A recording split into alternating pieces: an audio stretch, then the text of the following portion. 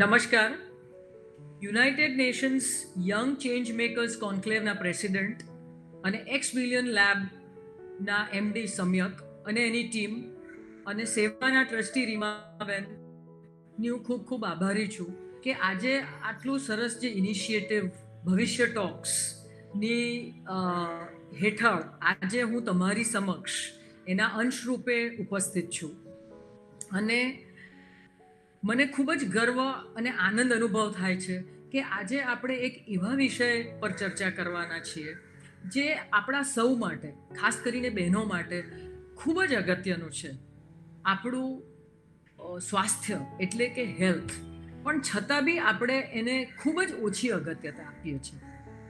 આપણે આપણી priority list જોઈએ ને 1 થી 10માં, તો આઈ એમ શ્યોર કે તમે બધા જ એગ્રી કરશો કે સ્વાસ્થ્યને આપણે હંમેશા છેલ્લી કક્ષાએ બેસાડી દઈએ છીએ. બરાબર ને? કારણ કે આપણે એટલા બધા આપણી લાઈફમાં બિઝી હોઈએ છીએ, આપણી પાસે સમય જ નથી હોતો. સમય પાછળ આપણે હંમેશ દોડ્યા કરીએ, એટલે હંમેશા સ્વાસ્થ્યને છેલ્લો એક પ્રાયોરિટી મળે છે અને સ્વાસ્થ્યની પાછળ આપણે ખૂબ ઓછો ટાઈમ આપી શકીએ છીએ. બરાબર છે ને? ખાસ કરીને બહેનો માટે આ બહુ જ લાગુ પડે છે, કારણ કે બહેનોને એક જવાબદારી ખૂબ જે રૂટીનમાં સોંપી દેવામાં આવી હોય છે કે ઘર, વર અને છોકરાઓ એ તો સોંપી જ દીધેલી હોય છે, પણ એની ઉપરાંત હવે જે વર્કિંગ વિમેન હોય છે એ લોકોને પોતાની જોબ અથવા બિઝનેસ સંભાળવાની, ઘણાને સ્વેચ્છાએ આ બધું કરતા હોય છે અથવા ફરજિયાત કદાચ ઘર ચલાવવા માટે પણ જરૂર હોય છે જોબ કે બિઝનેસ કરવાની. તો આ એક એડિશનલ રિસ્પોન્સિબિલિટી એ લોકો પર આવી જતી હોય છે. એટલે આ બધી રિસ્પોન્સિબિલિટી જે આપણા માથા પર આવે છે તે ટિપિકલ એક આવો સિનેરિયો આપણા દરેક સ્ત્રીનો હોય છે. આઈ એમ શ્યોર કે તમે બધા જ એગ્રી કરશો. વી આર ઓલ મલ્ટીટાસ્કિંગ, સાદી ભાષામાં કહી. ઘણી બધી વસ્તુ આપણે મેનેજ કરવાની હોય છે, એક જ સાથે કરવાની હોય છે. એટલે એક આપણો આવો સિનેરિયો ઊભો થતો હોય છે. અને એક આ બહુ સ્ટેટમેન્ટ કદાચ તમે બધા જ એની જોડે એગ્રી કરશો કે સ્ત્રીઓ હોય છે ને એ જન્મથી જ પરફેક્શનિસ્ટ હોય છે. કદાચ એવું લાગશે કે આ થોડું અભિમાન ભર્યું અથવા એરોગન્ટ સ્ટેટમેન્ટ છે, પણ બહેનોને એક આદત હોય છે કે બધું જે પણ કાંઈ કરે ને એ એકદમ પરફેક્ટ થવું જોઈએ, બધું બરાબર જ થવું જોઈએ. બરાબર ને? તો એ જે બરાબર કરવાનું આપણી જે એક આપણે ઇન્સિસ્ટ કરતા હોઈએ છીએ, એને કારણે જે આપણે પરફેક્ટ બેલેન્સ મેળવવાનું હોય છે, આટલી બધી વસ્તુઓ આપણે જે હાથમાં લઈને, આપણા માથા પર જવાબદારી લઈને, તો એ પરફેક્ટ બેલેન્સ મેળવવા માટે જે આપણે કોમ્પ્રોમાઇઝ કરીએ છીએ તે ક્યાંક ને ક્યાંક આપણા શારીરિક અને માનસિક સ્વાસ્થ્ય પર ચોક્કસપણે અસર કરતું હોય છે.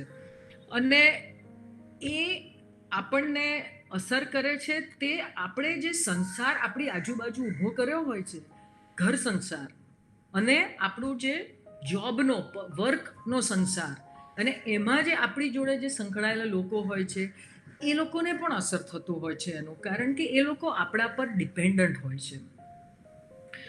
બીજી એટલે જ કહેવામાં આવે છે કે તમે તમારું સ્વાસ્થ્ય ખૂબ સારી રીતે સાચવો. હેલ્થ ઇઝ વેલ્થ, એમ હંમેશા કહેવામાં આવે છે, ને આપણે સૌ એ વાક્યને જાણીએ છીએ. બીજી એક વસ્તુ ખૂબ જે પ્રચલિત હોય છે કે આપણે ડૉક્ટર પાસે ક્યારે જઈએ? જ્યારે આપણને કોઈ તકલીફ થાય ત્યારે. બરાબર છે ને? આપણને પહેલાં જો કોઈ કહે કે કંઈ તકલીફ થયા વગર જાઓ તો આપણને કદાચ એકદમ ઓડ લાગે છે, પણ આ વાક્ય કદાચ તમે સાંભળ્યું હશે અને આ જરૂરથી માનવું જોઈએ કે પાણી પહેલાં પરબ બાંધવી ખૂબ જરૂરી છે. Prevention is always better than cure. જો કોઈ પણ રોગ થાય ને એની પહેલાં અથવા બહુ શરૂઆત હોય અને તમે જો ડૉક્ટર પાસે જાઓ ને તો એની ચોક્કસપણે 100% સારવાર થઈ શકે. અને જો તમે મોડા આવો ને તો રોગ એટલો બધો આગળ ઘણીવાર વધી ગયો હોય છે કે અમારા હાથ પણ પાંગળા થઈ ગયા હોય છે, પછી અમે પૂર્ણ રીતે તમને સારવાર નથી આપી શકતા. માટે કોઈ બી રોગનું જો વહેલું નિદાન થાય ને તો તેને અમે 100% સારવાર કરી શકીએ છીએ. એટલે early diagnosis is the key to cure, એ હંમેશા યાદ રાખી અને આપણે દર વર્ષે આપણા શરીરની તપાસ કરાવવી ખૂબ જરૂરી છે. પહેલાંના વખતોમાં એવું હતું કે 50 વર્ષની ઉંમરનો જ્યારે વ્યક્તિ થાય ત્યારે એની વાર્ષિક તપાસ થતી હતી. પણ હવે અમે જોઈએ છીએ કે નાની ને નાની ઉંમરે રોગ થતા હોય છે. ઘણી નાની ઉંમરે ઘણા બધા પ્રોબ્લેમ્સ થતા હોય છે. એટલે એ ચકાસણી કે તપાસ, જે વાર્ષિક તપાસ શરીરની થાય, એ 25 થી 30 વર્ષની ઉંમરે ચાલુ કરવાનું હવે અમે સલાહ આપીએ છીએ, જેથી કે તમને કાંઈ પણ થાય તો તમે વહેલા અમારી પાસે આવી શકો અને અમે એની ટ્રીટમેન્ટ કમ્પ્લીટ પણે તમારી કરી શકીએ. તો હવે જોઈએ કે કયા કયા આપણે આરોગ્ય સમસ્યાઓ આપણી સામે ઊભી થતી હોય છે, કયા કયા કોમન હેલ્થ પ્રોબ્લેમ્સ થતા હોય છે, જેના વિશે આપણે જાણવું જોઈએ, જેના વિશે આપણે એની ધ્યાન રાખી અને આપણા શરીરને થોડું સાચવવું જોઈએ. 3 C હોય છે. સૌથી પહેલું નોન કમ્યુનિકેબલ ડિસીઝીસ, બીજું છે આજકાલની જે મહામારી ચાલે છે કોવિડ, અને ત્રીજો C છે કેન્સર, જે સ્ત્રીઓના કેન્સરની વાત ચાલે છે. સ્તન અને ગર્ભાશય એ સૌથી વધારે કોમન કેન્સર સ્ત્રીઓમાં થતા હોય છે. ત્રણેય વિશે આપણે થોડી ચર્ચા કરીશું. જે નોન કમ્યુનિકેબલ ડિઝીઝ એટલે કે હાઈ બ્લડ પ્રેશર, હૃદય રોગ. પહેલાં એવું હતું કે મોટી ઉંમરે આ બધું થતું હતું. બહેનોમાં બહુ ઓછું થતું હતું, કારણ કે એમ કહેવાય કે જે બહેનોના હોર્મોન્સ હોય છે ને એ બધા પ્રોટેક્ટિવ હોય છે.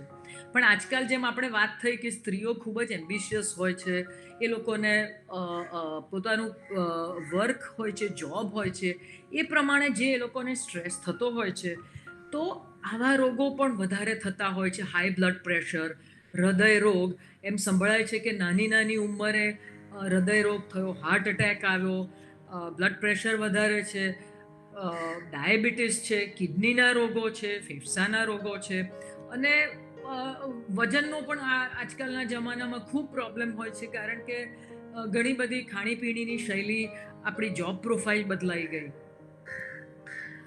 તો આ બધા જે નોન કમ્યુનિકેબલ ડિસીઝીસ હોય છે એનું કયા કોમન કારણો, કેમ આટલા બધા વધી ગયા છે, ને કેમ નાની ઉંમરે બધાને, ખાસ કરીને બહેનોને આ બધા પ્રોબ્લેમ્સ થતા હોય છે?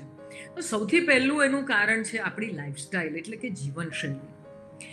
જેમ જેમ મહત્વાકાંક્ષાઓ વધતી ને લોકોની, એમ આપણે એની કિંમત પણ ચૂકવવી પડે છે. You have to pay the price for your ambition. અને આપણી એક આદત હોય છે કે જે આપણે કરી શકીએ ને એનાથી વધારે આપણે મેળવવાની કોશિશ કરીએ છીએ. એટલે આ બધું રોગો થવાના અમે જોઈએ છીએ કે ખૂબ વધતા જાય છે. અને જે વર્કનું પ્રેશર બધી બાજુથી, ઘર અને બહારનું, એ પણ એક મોટું કારણ હોય છે. ત્રીજું એક કારણ છે કે આપણી ખાણીપીણીની જે આદત હોય છે, ખોરાકની આદતો. હવે જેમ યંગર જનરેશન આવવા માંડ્યું, વર્કિંગ વિમેન થઈ ગઈ, એમ આપણી પાસે ટાઈમ ઓછો થઈ ગયો. એટલે ઘરે જે રસોઈ બનાવતા હતા એના બદલે આપણે બધું બહાર ખાવાનું, ફાસ્ટ ફૂડ, બધું તેલવાળું, ચીઝવાળું, એ બધું ખાઈએ. એટલે બધું અનહેલ્ધી ફૂડ આપણે ખોરાકમાં ઘણું બધું આવવા માંડ્યું. પછી આપણી પાસે જે ટાઈમ નથી હોતો, એના કારણે જે બધા અનિયમિત ટાઈમ થઈ ગયા ખાવા માટે. પહેલાં જેમ લાઈફસ્ટાઈલ થોડી ધીરી હતી, પ્લાન્ડ હતી, તો ખાવાનું પણ રેગ્યુલર રહેતું હતું. પણ હવે ગમે તે ટાઈમે ખાઈએ, ગમે રાતના અડધી રાતે પણ આપણે ખાઈએ, બપોરનો ટાઈમ કોઈ ખાવાનો નક્કી ના હોય. એટલે બધા રોગ જે ખાવાનાને લગતા હોય છે તે વધારે થાય છે. ઘણીવાર આપણે મીઠું અને ખાંડ પણ આપણા ખોરાકમાં, ડેઝર્ટ્સ ખાવાની આપણને આદત હોય. એટલે એ બધી જ વસ્તુઓ, આ રોગ, નોન કમ્યુનિકેબલ જે ડિસીઝીસની આપણે વાત થઈ કે વજન વધારે હોય, બ્લડ પ્રેશર થાય, એ બધા જ રોગો હવે દિવસે ને દિવસે ખૂબ પ્રમાણમાં વધતા અમે જોઈએ છે. અને જે વાતાવરણમાં, જે પર્યાવરણમાં જે પ્રદૂષણ થતું હોય છે, આટલા બધા વેહિકલ્સ ચાલે એટલે એનું પોલ્યુશન હોય, એને કારણે પણ આ બધા જ રોગો ઘણા જ પ્રમાણમાં અમે દિવસે ને દિવસે વધતા જોઈએ છીએ. આ હું એક બહુ જ સ્પષ્ટપણે માનું છું, અને કદાચ તમે બધા જ એનાથી આમાં પણ એગ્રી થશો કે તમે કેટલું જીવો છો ને એ તમારા હાથમાં નથી હોતું, પરંતુ તમે કેવી રીતના જીવો છો ને એ તમારા માટે ચોક્કસ તમારા હાથમાં હોય છે. તમારી જિંદગીની જે લગામ હોય છે ને એ ચોક્કસપણે તમે તમારા હાથમાં રાખી અને તમારી રીતના જીવી શકો છો. તો આપણે કઈ રીતે આ રોગોને આપણે પ્રિવેન્ટ કરી શકીએ, કે એને થતા રોકી શકીએ છીએ, અથવા થાય તો એને ઓછા પ્રમાણમાં કરી શકીએ છીએ? તો એના બહુ નાના નાના નુસ્ખાઓ હોય છે, અને સૌથી અગત્યનું એમાં છે કે તમારું પ્લાનિંગ. એટલે કે હું દરેક જે મારા પેશન્ટ્સ હોય કે દરેક જે મારા નજીકના લોકો હોય છે એને કહેતી હોઉં છું કે તમે તમારો દિવસ પ્લાન કરો. તમને ખબર જ છે કે અમુક વસ્તુ તમારે કરવાની જ છે, તમારા સિવાય એમાં કોઈ તમને મદદ નથી કરવાની. તો પછી જો તમે તમારું ટાઈમ મેનેજમેન્ટ કરો, એને પ્લાન કરો, તો તમે એને ચોક્કસપણે એકદમ સ્મૂથલી ને સરળતાથી તમે કરી શકો છો. તમને ખબર જ છે કે તમારે સવારે ઉઠીને રસોઈ કરવાની છે, તમારે તમારી જોબ પર જવાનું છે, તમારે તમારા બાળકોને ભણાવવાના છે, ઘરકામ કરવાનું છે. તો જો તમે એક વ્યવસ્થિત કાં તો તમારા મગજમાં પ્લાન કરો અથવા તમે પેપર પર એક પ્લાન કરી રાખો, તો એટલું સરસ રીતે તમારી લાઈફ અને દિવસ પ્લાન થાય તો તમને કોઈ સ્ટ્રેસ અને ટેન્શન ન આવે. જે આપણે ખોરાકની વાત થઈ, તો એ આપણે ફૂડ હેબિટ જો થોડી સુધારીએ તો એમાં પણ આપણી લાઈફસ્ટાઈલ અને આપણા ખોરાકની જે અમુક જે ખરાબ આદતો છે આપણે જો સુધારીએ તો અને એના પર થોડું ધ્યાન આપીએ તો આ રોગો બધા આપણે થતા અટકાવી શકીએ છીએ. અને બીજું જે અગત્યનું, સૌથી અગત્યનું છે કે જે તમે તમારી માનસિક શાંતિ, આ બધી દોડ ભાગના અંતે જો આપણને શાંતિ આપણી જાત માટે ન મળે તો પછી શું મતલબ છે, હું એવું માનું છું. ઘણીવાર હું મારા પેશન્ટ્સને દરેક વખતે દરેક બહેનો એમ જ કે આ બધું હું જ્યારે કહું ત્યારે કે અમારી પાસે મેડમ ટાઈમ જ નથી કસરત કરવાનો. અમારી પોતાના થોડું સવારના પોરમાં અમારે કેટલું બધું વસ્તુઓ કરવાની હોય, બાળકો હોય, ટિફિનો તૈયાર કરવાના હોય, એટલે અમે કસરત કરવાની હોય કે યોગા છે એ બધું કરવાનો બિલકુલ ટાઈમ નથી હોતો. ત્યારે હું હંમેશા એમને સમજાવું કે જો તમે માત્ર 30 મિનિટ, અડધો કલાક આખા 24 કલાકના દિવસમાં તમારી જાત માટે ન આપી શકો તો પછી જિંદગી શું કામની? અને આપણે એક હ્યુમન સાયકોલોજી હોય છે કે જેમ આપણે ઈચ્છીએ તેમ આપણી જિંદગી વળી શકે છે, અથવા આપણે જે ઈચ્છીએ એનો ટાઈમ આપણે હંમેશા કાઢી શકીએ છીએ. જો કિટી પાર્ટી હોય તો આપણે તરત દોડી જઈએ છીએ. જો કદાચ સિનેમા હોલમાં જવાનું હોય અથવા બહેનોની નાની કિટી પાર્ટી હોય કે ક્યાં શોપિંગ કરવાનું હોય તો આપણને તરત મળી જાય. પણ જો આપણા હેલ્થ માટે, આપણા સ્વાસ્થ્ય માટે આપણે ટાઈમ કાઢવાનો હોય તો આપણે એને છેલ્લા પ્રાયોરિટીમાં આપણે મૂકી દેતા હોઈએ છીએ. તો મેન્ટલ રિલેક્સેશન, જસ્ટ સવારના પોરમાં તમે માત્ર એક 20 થી 30 મિનિટ તમે થોડું પ્રાણાયામ કરો, ખુલ્લી હવામાં ઊંડા શ્વાસ લેવાની કસરત કરો, યોગા કરો, થોડીક એક્સરસાઇઝ કરવાની, અને ખુલ્લા જે સનલાઇટ એટલે કે સૂર્ય પ્રકાશમાં તમે બેસો તો તમને વિટામિન ડી નું એટલું બધું પ્રમાણ મળે છે કે જો તમારે બહારથી કોઈ આ બધી વિટામિનની ગોળીઓ લેવાની ખૂબ જ જરૂરિયાત ખૂબ જ ઓછી થઈ જાય છે. Where there is a will, there is always a way. જ્યાં ઈચ્છા હોય ને ત્યાં રસ્તો હંમેશા મળી જાય છે. અને ફરીવાર હું કહીશ કે તમારી જિંદગીની લગામ તમારા હાથમાં જ હોય છે, માટે તમે તમારી લગામ હાથમાં રાખીને તમારી જિંદગીનું વલણ તમે જાતે કરો. જો 30 મિનિટ તમારા પોતાના જાત માટે કાઢશો તો ઘણા બધા સ્વાસ્થ્યના પ્રોબ્લેમ્સ તમારા સોલ્વ થઈ જશે. આપણે આ બીજા સીની વાત કરીએ, કોવિડ, જે અત્યારનો એક બર્નિંગ પ્રોબ્લેમ છે. કોવિડ કેટલું બધું કોમન થઈ ગયું છે, આપણા દેશને ખાસ ખૂબ બધા લોકો અફેક્ટ થયા છે. અમે કેટલા બધા લોકોને જોઈએ છે કે જે પીડિત છે, કેટલા બધાના જીવ જાય છે, અને ખૂબ જ કરુણાજનક હોય છે. એઝ ડૉક્ટર્સ અમે એ જોવાનું પણ અમારા માટે ખૂબ અઘરું હોય છે. આપણે જાણીએ છીએ કે કોવિડ ને રોકવા માટે આપણે અમુક મેઝર્સ લેવાના હોય છે, જેમ કે આપણે એકબીજાથી થોડું દૂર અંતર રાખીને વાત કરીએ અથવા મળીએ, અને બને ત્યાં સુધી ઘરમાં રહીએ અને બહાર ન નીકળીએ તે વધારે સારું. બીજી વસ્તુ સૌથી અગત્યનું છે કે આપણે માસ્ક પહેરીએ. માસ્ક એ ખૂબ જ કોવિડને રોકવા માટેનું અગત્યની વસ્તુ છે. અને ત્રીજું છે વારંવાર હાથ ધોવાના. અને આ બધું કર્યા પછી પણ કોવિડ થતો હોય છે, એને રોકી નથી શકાતું. પણ જો થાય તો એને કેવી રીતે ઓછા પ્રમાણમાં થાય, અથવા એને આપણે કેવી રીતે એની સામે લડત આપી શકીએ, તો એના અમુક નાના નાના નુસ્ખા હોય છે. એ કે આપણે આપણી ઇમ્યુનિટી સુધારવી પડે. એના માટે જે આપણે આગળ વાત થઈ એમ આપણો ખોરાક, જેમાં આપણે લીલા શાકભાજી, સાઇટ્રસ ફૂડ જેમ કે લીંબુ, નારંગી, એ બધું આપણે ઇન્ક્લુડ કરીએ. ડ્રાય ફ્રૂટ્સ છે, ઘણા બધા દેશી કાઢાનો પણ ઉપયોગ કરતા હોય છે. આ બધું જ આપણી ઇમ્યુનિટી વધારવા માટે કામ કરતું હોય છે.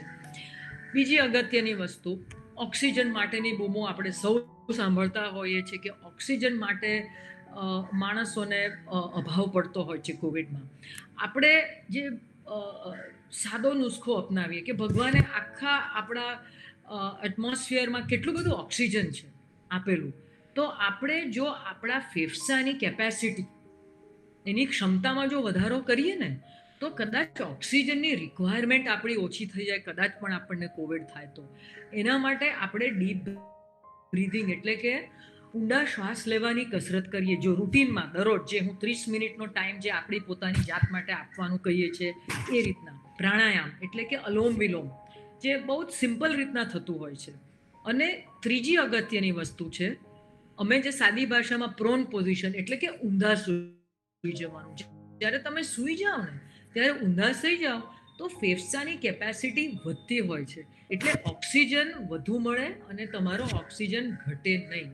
તો ઇમ્યુનિટી વધારવાની સાથે તમે ફેફસાની ઓક્સિજન ક્ષમતાનો પણ વધારો કરી શકો છો. અને ત્રીજી સૌથી અગત્યની વસ્તુ છે વેક્સિન એટલે કે રસી.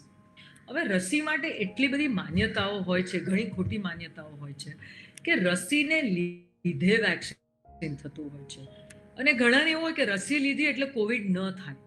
બંને ખોટી માન્યતાઓ છે. વેક્સિન લેવાથી માત્ર ને માત્ર તમને રોગ ઓછા પ્રમાણમાં થતો હોય છે, અને એનાથી નથી થતું એવું નથી હોતું, અને એનાથી કોવિડ થાય છે એવું પણ નથી હોતું. જેણે રસી લીધી હોય છે, ખાસ કરીને બંને ડોઝ, તેને કોવિડ ખૂબ ઓછા પ્રમાણમાં થતું હોય છે. હું કદાચ મારો જ એક્ઝામ્પલ આપીશ કે મેં અને મારા ફેમિલી હમણાં અઠવાડિયા પહેલાં જ અમે લોકો કોવિડમાંથી ઊભા થયા છે. અમે બંને ડોઝ લીધેલા હતા, એટલે અમને ખૂબ જ ઓછા પ્રમાણમાં થયું. અમે લડત આપી, કોવિડમાંથી બહાર આવ્યા, અને આજે હું તમારી સમક્ષ એક અઠવાડિયામાં તમારી સામે ઊભી છું. હું મારા હોસ્પિટલમાં ઓપરેશનો પણ કરું છું અને દર્દીઓને ટ્રીટ પણ કરું છું. માટે આ 3 વસ્તુ તમે કરશો તો તમે પણ કોવિડની સામે લડત આસાનીથી આપી શકશો. હવે આપણે ચર્ચા કરીશું ત્રીજા સી માટે, એટલે કે કેન્સર. એ પણ એક બર્નિંગ પ્રોબ્લેમ છે આજકાલની સ્ત્રીઓનો. હવે સ્ત્રીઓના કેન્સરમાં સ્તનનું કેન્સર અને ગર્ભાશયના મુખનું કેન્સર, આ 2 કેન્સર ખૂબ જ કોમન છે. પણ એમાં પણ સ્તનનું કેન્સર હવે ખૂબ કોમન થઈ ગયું છે. અને સ્તનનું કેન્સર એટલા માટે સ્ત્રી માટે અગત્યનું હોય છે કે breast is an organ of dignity and pride for a woman. સ્તન સ્ત્રી માટે ખૂબ જ અગત્યનું એક અંગ છે. એ સૌંદર્ય, નારીત્વ અને મમતાનું પ્રતીક છે. અને બીજી બાજુ સ્તનનું કેન્સર દુનિયામાં સ્ત્રીઓમાં થતું સૌથી વધારે કોમન કેન્સર છે. એ એટલું બધું પ્રમાણમાં વધતું ગયું છે. અમે કૂદકે ને ભૂસકે આ કેન્સરના કેસીસ અમે જોયા જ કરીએ છીએ. અને એમ કહેવાય છે કે દર 20 બહેનને એની લાઈફ ટાઈમમાં કેન્સર થઈ શકવાની શક્યતા છે. ખૂબ વધતું ગયું છે. એની સાથે એક બીજું ઓબ્ઝર્વેશન એ છે કે હવે નાની ઉંમરે સ્તન કેન્સર થતું જાય છે. અમે પહેલા જોતા હતા કે 70-80 વર્ષની બહેનોને થતું હતું, પછી એ ધીરે ઓછું થતા 50 વર્ષ, 40 વર્ષ, અને હવે અમે જોઈએ છે કે 20 અને 30 વર્ષની ઉંમરે પણ બહેનોને કેન્સર થતું હોય છે. અને એ કેન્સર પીડિત મહિલાઓ અમારી પાસે અમારા બ્રેસ્ટ ક્લિનિકમાં આવતી હોય છે. એનું કારણ સૌથી મોટો સવાલ એ જ છે કે કેમ આટલું બધું કોમન થઈ ગયું છે અને કેમ થાય છે એનું અમને એક્ઝેક્ટ કારણ દુનિયામાં ઘણી બધી રિસર્ચિસ થઈ રહી છે, પણ એનું એક્ઝેક્ટ કારણ હજી પણ ખબર નથી. પણ ઘણા બધા રિસ્ક ફેક્ટર્સ એટલે કે જોખમ પરિબળો એના માટે કહેવાય છે કે આ બધા કદાચ આ કારણો હોઈ શકે. અને સૌથી મોટું કારણ એ જ છે કે તમે સ્ત્રી હો ને, તમને કે મને કોઈને પણ બ્રેસ્ટ કેન્સર થઈ શકે છે. આ તમને ગભરાવા માટેનું વાક્ય નથી, પણ તમને જાગૃત કરવા માટેનું આ વાક્ય છે કે તમે જાગૃત રહેજો કે તમને પણ થઈ શકે, માટે ગભરાવાનું નથી, પણ માત્ર ને માત્ર જાગૃત રહેવાનું છે. 30 વર્ષ પછી કોઈને પણ થઈ શકે છે. અને મેઇન વસ્તુ છે કે જે આપણા હોર્મોન્સ, ફિમેલ હોર્મોન્સ હોય છે, એમાં કાયમી ગડબડ થતી હોય છે, તો એ કારણસર સ્તનનું કેન્સર સ્ત્રીઓમાં વધારે થતું હોય છે. તમને જો માસિક નાની ઉંમરે ચાલુ થઈ ગયું હોય અથવા મેનોપોઝ મોડી ઉંમરે આવ્યું હોય, આજકાલની જે નવી જનરેશન છે, જે બહેનોને એક શોખ હોય છે કે સંતાન ન થવા દે અથવા સંતાન મોડી ઉંમરે આવે અને પોતાનું ફિગર જોવા માટે બાળકને સ્તનપાન ન કરાવે, બ્રેસ્ટ ફીડિંગ જ ન કરાવે, આ બધા જ કારણ છે કે બ્રેસ્ટ કેન્સર વધારે થઈ શકે. ઘણીવાર બાળક જો મોડું જોઈતું હોય અથવા મેનોપોઝ પછી હોર્મોન રિપ્લેસમેન્ટ થેરપી યંગ રહેવા માટે અથવા બાળકો ન થતા હોય એના માટેની જે ટ્રીટમેન્ટ લેવામાં આવતી હોય એમાં ખૂબ બધા હોર્મોન્સ આવતા હોય છે, જે પણ બ્રેસ્ટ કેન્સર થવા માટે રિસ્પોન્સિબલ હોય છે. અને મેઇનલી તો આપણા જે જીન્સ જે કહેવાય, જનીનોમાં જે કોઈ પરિવર્તન થતું હોય છે આ હોર્મોનલ ચેન્જીસને કારણે, એ મુખ્ય કારણ છે કે બ્રેસ્ટ કેન્સર કદાચ એને કારણે થતું હશે એવું માનવામાં આવે છે. ઘણી બહેનો અમારી પાસે આવે બ્રેસ્ટ કેન્સર સાથે અને અમે કહીએ કે તમને બ્રેસ્ટ કેન્સર છે, તો એક જ કોમન સવાલ હોય છે, કેમ થાય છે એનો આપણે જવાબ આપ્યો. બીજો સવાલ એ હોય છે કે અમારા ફેમિલીમાં, અમારા કુટુંબમાં કોઈને બ્રેસ્ટ કેન્સર નથી, તો મને કેવી રીતના થયું? કુટુંબિક અથવા વારસાગત બ્રેસ્ટ કેન્સર માત્ર ને માત્ર 5 થી 10% હોય છે અને ખાસ કરીને ભારતમાં તો એનાથી પણ ઓછા પ્રમાણમાં હોય છે. મોટા ભાગની સ્ત્રીઓને કોઈ ફેમિલી હિસ્ટ્રી નથી હોતી, એમનેમ જ કેન્સર થતું હોય છે. એટલે માટે તમે એવું માનવાની જરૂર નથી કે તમારા કુટુંબમાં કોઈને કેન્સર ના હોય, મમ્મીને કે માસીને કે નાનીને કે દાદીને, તમને છતાં પણ બ્રેસ્ટ કેન્સર થઈ શકે છે. બીજી એક ખાસ વસ્તુ જે જાણવાની જરૂર છે કે સ્તનના રોગો છે ને 2 પ્રકારના હોય છે. એક કેન્સર, જે આપણે જેના વિશે વધારે ચર્ચા કરવાના છે, અને બીજું છે નોન કેન્સરસ. એટલે દરેક સ્તનના રોગો કેન્સર જ હોય છે એવી જરૂર નથી. માટે કેન્સરમાં સ્તનમાં તમને કોઈ પણ પ્રોબ્લેમ થાય તો ડરવાની જરૂર નથી કે કેન્સર જ હશે. કેન્સર તો કયા કયા સંકેતો પર આપણે ધ્યાન આપીશું? શું સ્તનમાં ગડબડ થઈ શકે જે આપણા મગજમાં હોવું જોઈએ અને આપણે એના પ્રત્યે ધ્યાન આપવું જોઈએ? તો સૌથી પહેલું છે કે દુખાવો. થોડું તમને ડિસ્કમ્ફર્ટ જેવું થાય થી ચાલુ થઈને ખૂબ જ દુખાવો થાય, એટલા બધા વેરિએશનમાં દુખાવો ઘણીવાર સ્તનમાં થતો હોય છે. પણ જો દુખાવો થાય ને તો એમાં ખૂબ ગભરાવા જેવું નથી હોતું, કારણ કે મોટા ભાગે જે દુખાવો હોય છે તે હોર્મોનલ ચેન્જીસને લીધે હોય છે. એટલે દુખાવો થાય તો ગભરાશો નહીં. મોટા ભાગે એ સાદો એટલે કે હોર્મોનલ ચેન્જીસને કારણે થાય અથવા સાદી ગાંઠ હોય. સ્તનમાં ગાંઠ હોય, સ્તનમાં અથવા બગલમાં, તો એના તમે મહેરબાની કરીને એની અવગણના ન કરશો. ઘણી બહેનોને એવી આદત હોય કે અમને દુખાવો નથી થતો, દુખાવા વગરની ગાંઠ હતી એટલે અમે એને ડૉક્ટરને બતાવી નહીં. પણ દુખાવા વગરની જે ગાંઠ હોય ને એ વધારે ચિંતાજનક. કદાચ એ કેન્સરની ગાંઠ હોઈ શકે. કેન્સરની હોય જ એવું નથી, પણ કેન્સરની હોઈ શકે. માટે દુખાવા વગરની ગાંઠ હોય તો વધારે ચેતજો. તમારા મગજમાં અલાર્મ વાગવો જ જોઈએ અને તરત જ ડૉક્ટરની સલાહ તમારે લેવી જોઈએ. તો આ થઈ દુખાવાની વાત, ગાંઠની વાત. અને ત્રીજું છે નિપલમાંથી સ્ત્રાવ આવવો. ખાસ કરીને નિપલમાંથી લોહીનો સ્ત્રાવ આવે તો એ ચિંતાજનક હોય છે. ઘણીવાર નિપલમાંથી પાણી સાદું નીકળતું હોય છે, અથવા લોહી જેવું દૂધ જેવું પ્રવાહી નીકળતું હોય છે, લીલું અથવા કથ્થઈ કલરનું. તે હોર્મોનલ ચેન્જીસનું હોય છે. એ મોટાભાગે કેન્સરનું નથી હોતું, પણ જો લોહી નીકળે તો તમે એની અવગણના ન કરશો. તરત જ તમારા ડૉક્ટર અથવા બ્રેસ્ટ સ્પેશિયાલિસ્ટની સલાહ લેવાની ખૂબ જ જરૂર છે. ઘણીવાર આ બધું જ ન થાય પણ ચાંદવું પડે સ્તન પર, અથવા લાલાશ થાય, અથવા નિપલ અંદર ખેંચાઈ જાય. આ બધા જ ચિહ્નો સ્તન કેન્સરના હોઈ શકે છે. તો આ બધા જ ચિહ્નો ધ્યાનમાં રાખી અને તમારે એક સાવચેત રહેવું જોઈએ. આટલું યાદ રાખજો કે કેન્સર થવાથી બચી નથી શકાતું, પણ જો કેન્સરની જલ્દી જાણ કરવામાં આવે ને, તો કેન્સર ચોક્કસપણે એની સારવાર થઈ શકે છે. અમે એને પૂર્ણ રીતે સારવાર આપી શકીએ છીએ. તો એનું જલ્દી નિદાન કઈ રીતના થઈ શકે? જે આપણે વાત થઈ કે કોઈ બી રોગનું વહેલું નિદાન કરીએ તો એને તમે સારવાર કરી શકો છો સંપૂર્ણપણે. તો સ્તન એક એવું અંગ છે કે જે સ્ત્રી પોતાની જાતે તપાસી શકે છે. એટલે સ્વ તપાસ એ જો દરેક સ્ત્રી કરે ને, તો નાની ગાંઠ પણ પોતાના જ હાથથી તમે ડિટેક્ટ કરી શકો છો અને તરત જ તમે ડૉક્ટરની સલાહ લઈ શકો છો. ઘણીવાર બહેનોને એક આદત હોય છે, જેમ આપણે સમયની વાત થઈ કે અમારી પાસે સમય નથી હોતો. આમાં તમારે ક્યાંય ડૉક્ટર પાસે જવાનું નથી, અને ઘણીવાર લોકોને ખર્ચાનો કોઈ સવાલ હોય છે. તો એમ કહેતી હોઉં છું કે આ એકદમ મફત સેવા છે, મફત તપાસ છે.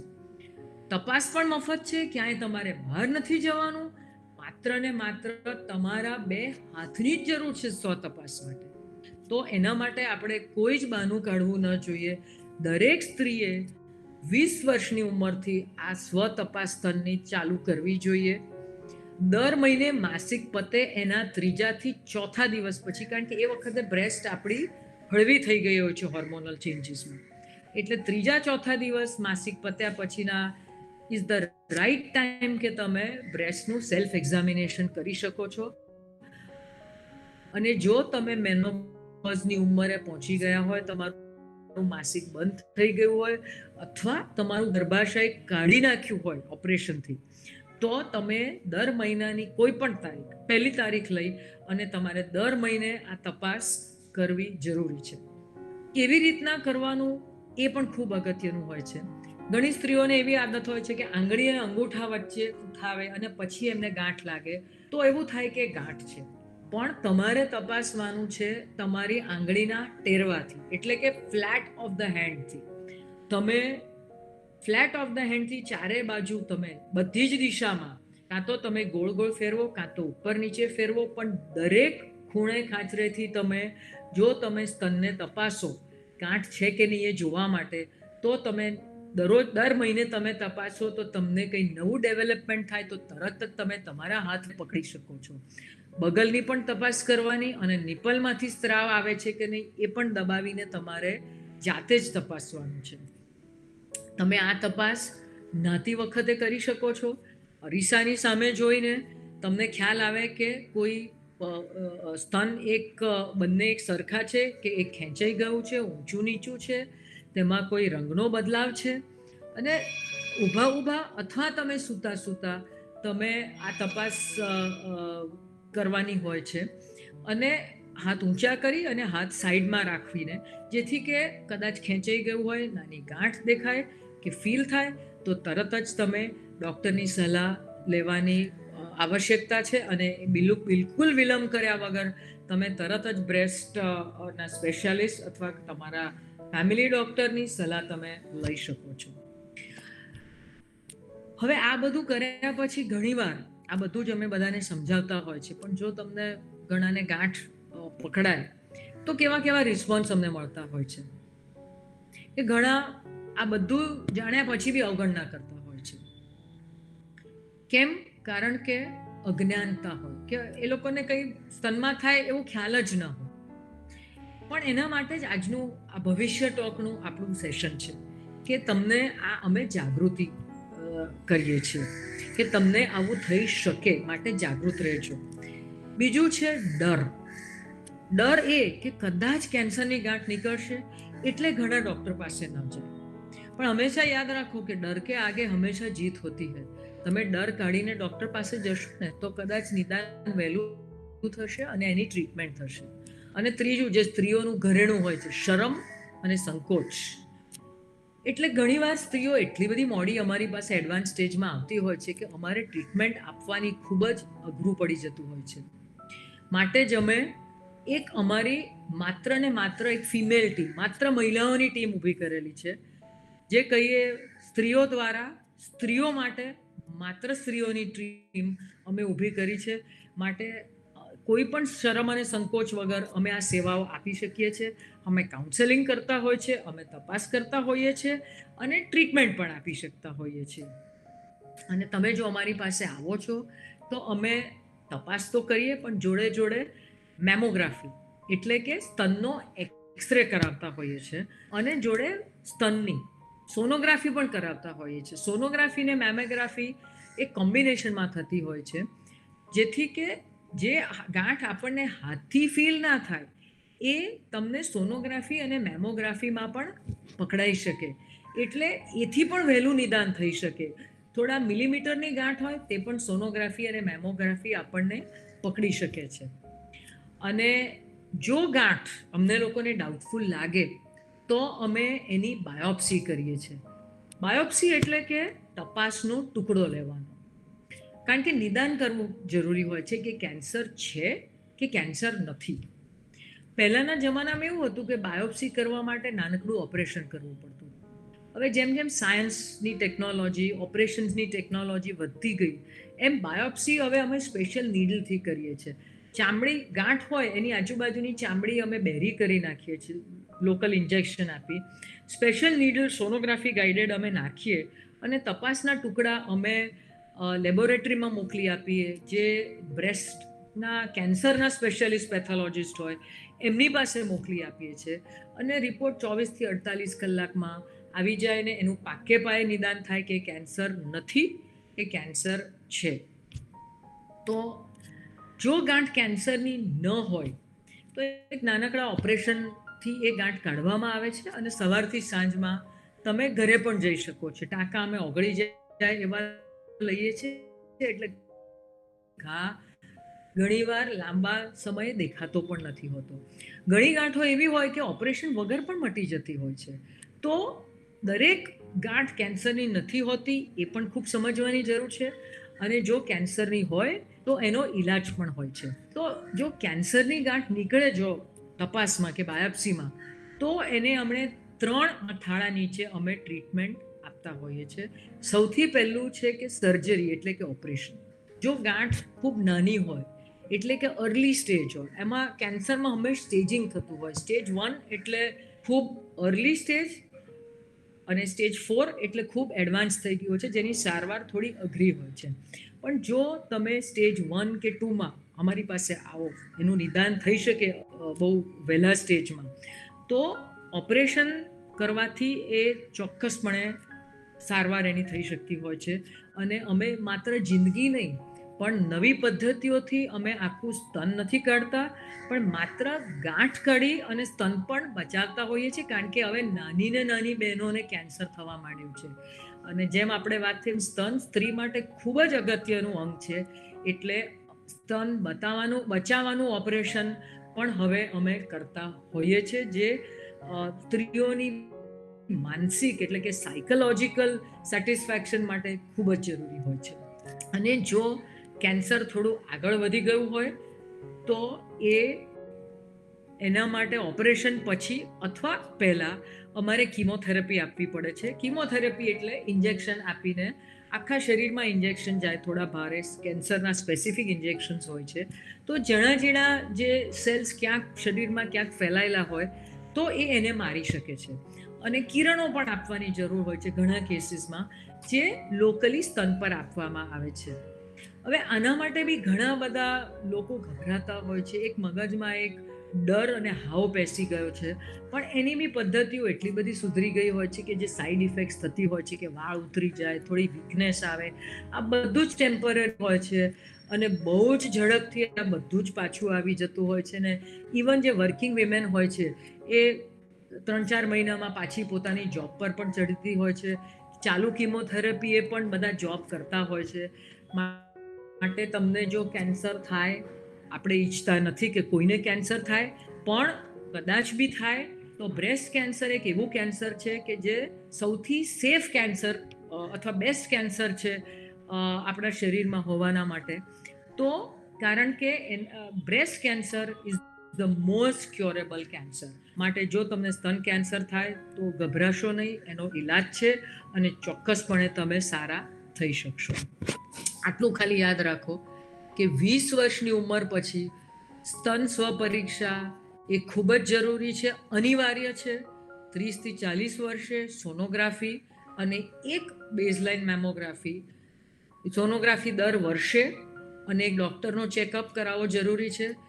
40 થી 50 વર્ષની ઉંમરે દર 2 વર્ષે મેમોગ્રાફી અને સોનોગ્રાફી અને ડૉક્ટરની તપાસ દર વર્ષે, અને 50 વર્ષની ઉંમરે દર વર્ષે સોનોગ્રાફી, મેમોગ્રાફી અને ડૉક્ટરની તપાસ કરવી ખૂબ જ જરૂરી છે. આ હતી સ્તન કેન્સરની વાત. હવે આપણે થોડી ચર્ચા કરીશું ગર્ભાશયનું, મેઇનલી ગર્ભાશયના મુખનું કેન્સર, જે સ્ત્રીઓમાં સ્તન કેન્સર પછી સેકન્ડ નંબરે છે. તો કયા કયા સંકેતો થઈ શકે ને જેના પર તમે ધ્યાન આપી શકો? તમને યોનિ માર્ગ એટલે કે વજાઇનામાંથી અસામાન્ય રીતે સફેદ પાણી નીકળતું હોય, અથવા તમને પરુ નીકળતું હોય, અથવા તમને લોહી નીકળતું હોય, ખાસ કરીને પીરિયડ ન હોય, તમારું માસિક ન ચાલતું હોય ને છતાં બી વચ્ચે તમને લોહી નીકળે, મેનોપોઝ આવી ગયો હોય છતાં પણ તમને બ્લીડિંગ થાય, અથવા સેક્સ્યુઅલ ઇન્ટરકોર્સ પછી પણ તમને બ્લીડિંગ થાય, પગમાં અથવા પીઠના નીચલા ભાગમાં તમને ખૂબ દુખાવો થતા હોય, અથવા અસામાન્ય રીતે જો વજનમાં ઘટાડો થાય, તો એ કદાચ ગર્ભાશયના કેન્સરના ચિહ્નો હોઈ શકે. માટે આ બધા ચિહ્નો હોય તો તમારા ગાયનેકોલોજીસ્ટ પાસે જરૂરથી તમે જજો. તપાસ કરાવવું ખૂબ જરૂરી છે, જેમ સ્તન કેન્સર માટે કરાવવાનું હોય. અને 30 વર્ષની ઉંમર પછી એક સ્પેશિયલ તપાસ આવે છે, જે બહુ જ સિમ્પલ તપાસ હોય છે, જેનું નામ છે પેપ ટેસ્ટ, જે તમારા ગાયનેકોલોજીસ્ટ કરી શકે છે. દર 2 થી 3 વર્ષે કરવાની હોય છે. અને પેપ ટેસ્ટમાં બી અર્લી નિદાન જો ગર્ભાશયના મુખનું થાય તો એનો પણ ચોક્કસપણે ઈલાજ થઈ શકતો હોય છે. આ સાથે હું એવું માનું છું કે આજે આપણે જે બધી ચર્ચા કરી તેનાથી તમને ઘણી બધી માહિતી મળી હશે જુદા જુદા રોગ વિશે, અને તમે ઘણા જાગૃત થયા હશો. અને આઈ થિંક આપણે સમ્યક અને એની ટીમ અને રીમાબેન અને એની ટીમે જે સપના જોયા છે આ ભવિષ્ય ટોક્સ થકી, એ આપણે સૌ પૂરા કરીશું.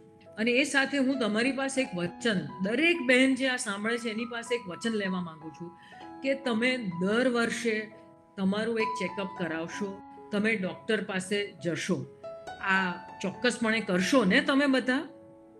અને બીજું એક વચન કે દરેક સ્ત્રી આજે જે આપણે ચર્ચા કરી એ બીજી 10 સ્ત્રીઓને બધી જ ચર્ચા કરશે અને ચેકઅપ માટે કન્વિન્સ કરશે. અને એ 10 સ્ત્રીઓ બીજી 10 સ્ત્રીઓને જો કરશે તો આપણે ધીરે ધીરે આ માધ્યમ થ્રુ, એકબીજા થ્રુ ઘણી બધી જાગૃતિ ફેલાવી શકીશું. અને એની સાથે હું એમ પણ કહું છું, અમારી ત્રણેય તરફથી સમ્યક, રીમાબેન અને અમે હંમેશા ને હંમેશા તમારી સાથે જ છીએ. તમને કાંઈ પણ મદદની જરૂર પડે, we are always there at your service.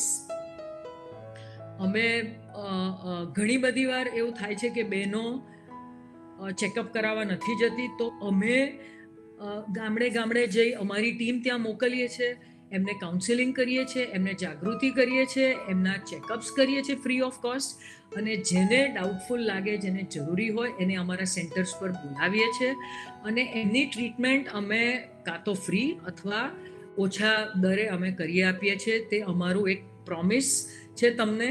માટે તમે આ સપનું સાકાર કરવામાં અમને મદદ કરશો એવી આશા હું રાખું છું. આપણે હંમેશા ભવિષ્યમાં 2 ડગલા આગળ ચાલીશું. તો આપણે એક વધારે સક્સેસફુલ થઈશું, એમ આલ્બર્ટ આઇન્સ્ટાઈન જેવા મોટા માણસ કહી ગયા છે. અને બીજું વિન્સ્ટન ચર્ચિલે કહ્યું છે કે જો તમે સાચી વૃત્તિ, પ્રોપર એટીટ્યુડ રાખશો તો તમે ખાલી તમારા જાતને એક તમે તમારી જાતને બદલાવ લાવો એવું નહીં થાય, પણ આખી દુનિયામાં તમે બદલાવ લાવી શકશો. માટે તમે આ અભિયાન સાથે, આ ભવિષ્ય ટોક સાથે હું આશા રાખું છું કે તમે સૌ અમારી સાથે રહેશો. અમે હંમેશા તમારી સાથે રહીશું. આભાર.